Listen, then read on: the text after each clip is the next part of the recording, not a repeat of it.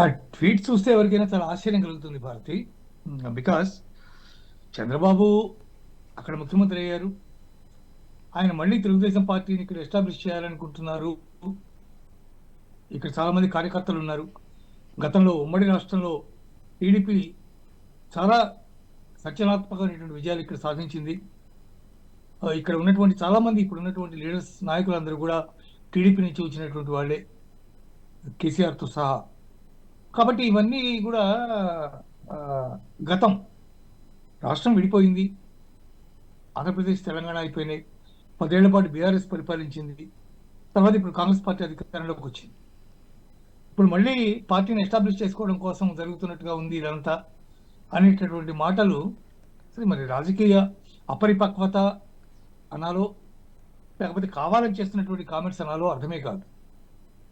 ఇప్పుడు ఏ పార్టీలో ఉన్నా కూడా, ఆమె బీఆర్ఎస్ పార్టీలో ఉన్నా, లేదా కాంగ్రెస్లోకి వెళ్ళినా, లేదా బీజేపీలోకి వెళ్ళినా, కాంగ్రెస్లోకి వచ్చినా, ఎక్కడ ఉన్నా కూడా తన ఉనికిని చాటుకోవడానికి ఆమె మాట్లాడుతున్నట్టుగా అనిపిస్తుంది తప్ప నిజానికి దాంట్లో ఏమీ పెద్ద ప్రభావవంతమైనటువంటి అంశాలు కానీ, ప్రభావవంతమైనటువంటి మాటలు కానీ మనకేమీ కనిపించవు. మీరు ఎప్పుడైనా సరే ఆమె స్టేట్మెంట్స్ చూడండి, మీకు చాలా స్పష్టంగా కనిపిస్తుంది. ఒక రకమైనటువంటి అపరిపక్వత మనకి చాలా స్పష్టంగా కనిపిస్తూ ఉంటుంది. దానికి కారణం ఎందుకంటే మాట్లాడతారో తెలియదు. ఒక స్టార్గా కొన్ని సంవత్సరాల పాటు తెలుగు సినీ పరిశ్రమని ఏలినటువంటి ఒక హీరోయిన్గా, ఒక మాస్ అట్రాక్షన్ ఉన్నటువంటి మహిళా క్యారెక్టర్స్ వేసినటువంటి ఆవిడ రాజకీయాల్లోకి వచ్చిన తర్వాత మరి ఎందుకు ఇటువంటి వైఖరి వహిస్తారనేది తెలియనటువంటి విషయం. కేవలం చంద్రబాబుని మాత్రమే తప్పుపట్టడం కాదు, ఇక్కడ రేవంత్ రెడ్డిని, మల్లుపట్టి విక్రమార్కని, మిగిలినటువంటి ఆ సమావేశంలో పాల్గొన్నటువంటి మిగిలిన కాంగ్రెస్ మంత్రులని, ఏకంగా రాష్ట్ర ప్రభుత్వాన్ని మొత్తాన్ని తప్పుపట్టినట్టుగా అనిపిస్తుంది. అంటే తద్వారా అంటే నెమ్మదిగా ఈ పార్టీ నుంచి కూడా మళ్ళీ బయటకు వెళ్తారేమో, మరికి ఎక్కడికి వెళ్తారో తెలియదు. ఇట్లాంటి విమర్శలు చేయడం ద్వారా గ్రాడ్యువల్గా చివరికి పార్టీకి దూరం అయిపోవడం, లేదా పార్టీ మీద లోపల ఏమైనా విమర్శలు గుప్పించడం, ఏదో ఒక రోజు బయటికి వెళ్ళిపోవడం బీజేపీలో మనం చూసాం. అదే తరహా పరిస్థితి మనం గమనించాం. బీజేపీ వేదికల మీద కూడా ఇట్లా మాట్లాడిన సందర్భాలు కూడా కొన్ని ఉన్నాయి.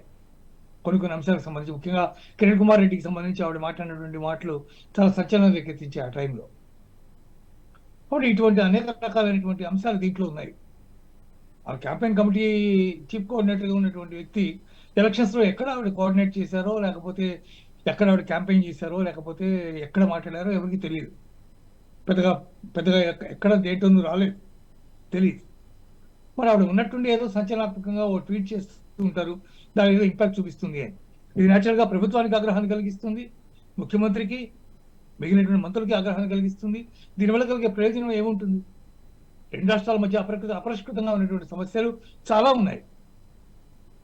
ఆస్తిపాస్తుల దగ్గర నుంచి, పవర్ దగ్గర నుంచి, ఉద్యోగుల యొక్క విభజన దగ్గర నుంచి అనేక రకమైనటువంటి అంశాలు దీంట్లో ఉన్నాయి, ఇంకా పెండింగ్లో ఉన్నాయి. అందువల్ల వీటన్నిటిని పరిష్కరించుకోవడం అనేది ప్రధానమైనటువంటి లక్ష్యం. గతంలో రేవంత్ రెడ్డి టీడీపీలో ఉన్నారు కాబట్టి ఆయన తర్వాత అక్కడి నుంచి బయటకు వచ్చి కాంగ్రెస్లో చేరి, కాంగ్రెస్లో ఎదిగి ఈరోజు ఆయన ముఖ్యమంత్రి అయ్యారు. చంద్రబాబు శిష్యుడిగా ఆయన మాట్లాడడం ఎవరి ఇష్టం వాళ్ళది, ఎవరి ఇష్టం వచ్చినట్టు వాళ్ళు మాట్లాడతారు. కానీ అక్కడ ఉన్నంత మాత్రాన ఎవరు కాదు, టీడీపీ నుంచి వచ్చిన వాళ్ళు ఎవరు కాదు? కేసీఆర్ గారు కాదా? మిగిలినటువంటి మొన్నటి వరకు పోచారం శ్రీనివాసరెడ్డి గారు కాదా? ఎర్రబెల్లి దయాకర్రావు గారు కాదా? లేకపోతే సికింద్రాబాద్ నుంచి తలసాని శ్రీనివాస్ యాదవ్ కాదా? ఎంతమంది ఉన్నారు? కడియం శ్రీహరి కాదా? ఇట్లా అనేక మంది ఉన్నారు. అనేక మంది నాయకులందరూ కూడా టీడీపీ నుంచి ఉద్భవించినటువంటి వాళ్ళే. అందువల్ల అట్లా మాట్లాడేటప్పుడు దానికి సమన్వయంగా జాగ్రత్తగా చూసుకుని మాట్లాడాలి. కానీ ఓ రాష్ట్ర ప్రభుత్వాన్ని, రాష్ట్ర ముఖ్యమంత్రిని, మంత్రివర్గాన్ని, వాడు అనుసరిస్తున్నటువంటి విధానాన్ని టోటల్గా తప్పుపడుతున్నట్టుగా కనిపిస్తోంది. తెలుగుదేశం పార్టీ మళ్ళీ పుంజుకుంటుందా పుంజుకోదా అనేది అది విజయశాంతికి సంబంధించినటువంటి సమస్య కాదు. తెలుగుదేశం పార్టీ ఎన్నిటికీ పుంజుకోదు ఇక్కడ అని ఆమె మాట్లాడితే దానికి అసలు అర్థం లేదు. ఇప్పుడు ఆ పార్టీ ఇక్కడ లేదు పెద్దగా. కేవలం ఎన్టీఆర్ భవన్లో కొంతమంది నాయకులు మాత్రమే ఉన్నారు. జనంలో ఉండుండొచ్చు, ఎన్టీఆర్ ఎప్పుడు చిరస్మరణీయుడిగా ఉంటాడు జనంలో. కానీ ఇప్పుడు అసందర్భంగా ఎందుకు ఆ రకమైనటువంటి మాటలు మాట్లాడేందుకు ప్రయోజనం ఏముంది? నాకు మాత్రం చాలా తీవ్రమైనటువంటి అపరిపక్వత మాత్రమే కనిపిస్తుంది. లేదా నేను కూడా ఉన్నాను అని చెప్పుకోవడానికి అప్పుడప్పుడు ఒక సంచలనాత్మకమైనటువంటి ఇట్లాంటి ట్వీట్ రిలీజ్ చేయడం అనేది ఆనవాయితీగా మారిపోయిందేమో అనిపిస్తుంది. బీజేపీలో ఇట్లా చేసి మాట్లాడి తర్వాత ఆవిడ అక్కడి నుంచి బయటికెళ్ళి కాంగ్రెస్‌లో చేరారు. ఎస్. మరి ఇప్పుడు కాంగ్రెస్‌లో ఇలా మాట్లాడడం ద్వారా ఇంకెక్కడ చేరాలనుకుంటున్నారేమో మరి తెలీదు. సార్, ఈ ట్వీట్‌కి సంబంధించి ఇప్పటి వరకు ఎవరైనా స్పందించారా? లేదు. అంటే ఇంతవరకు ఎవరు మాట్లాడినట్టుగా లేదు. నాకు పరిధిలోకి వచ్చినంత వరకు ఎవరు ఇంతవరకు ఇంకా మాట్లాడలేదు.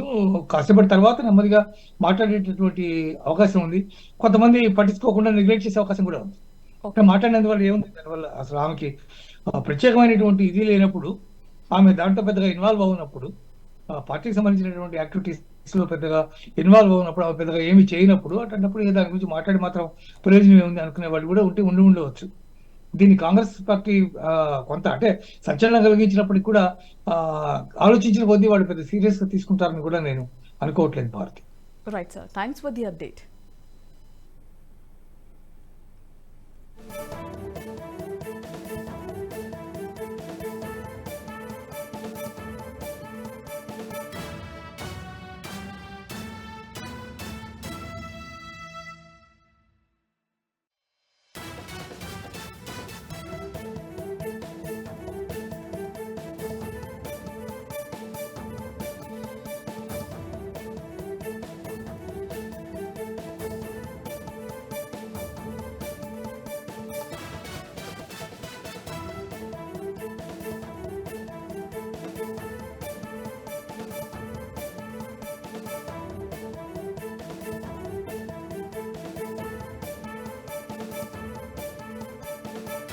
ఈ వీడియో మీకు నచ్చినట్టయితే లైక్ చేయండి, 10 మందికి షేర్ చేయండి. అలాగే కామెంట్ల రూపంలో మీ అభిప్రాయాలను మాతో పంచుకోండి. Nationalist hub group of channels ను సబ్స్క్రైబ్ చేసుకుని తెలుగునాట జాతీయవాద జర్నలిజాన్ని ప్రోత్సహించండి. ఈ వీడియో కింద ఉన్న బెల్ ఐకాన్ పై క్లిక్ చేయడం మర్చిపోవద్దు.